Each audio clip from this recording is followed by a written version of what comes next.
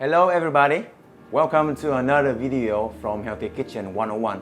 My name is Be Nguyen, and in today's video we are going to show you how to install the InSinkErator Evolution Compact garbage disposal. Let's get to it. So to install this disposal, we are going to use a generic 3-bolt mounting assembly. The parts will include a sink flange, a fiber gasket, a backup flange, a mounting ring, and finally the snap ring to secure everything. We are also going to use plumber's putty to create a seal around the sink flange before I go into the sink. For tools, we're going to use a power tool, a screwdriver, and a wrench to secure the lower mounting ring. And yeah, that's it. First thing you want to do is use the putty or any type of sealant to establish a seal between the flange and the sink. Make sure that you use plenty, especially with putty.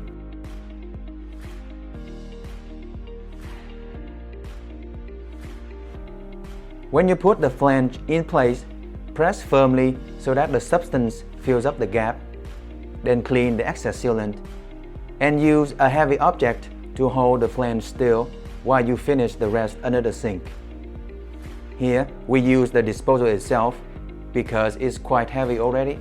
Go under the sink and remove the excess substance.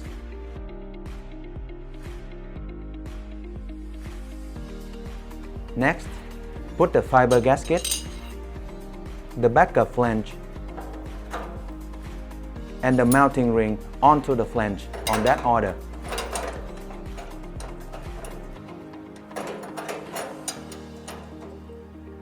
Then use the snap ring to secure the whole assembly. The snap ring can be a little tricky, so take your time.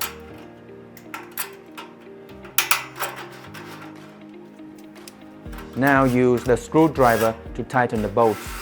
The power tool speeds up the process, but it's not required if you don't have one.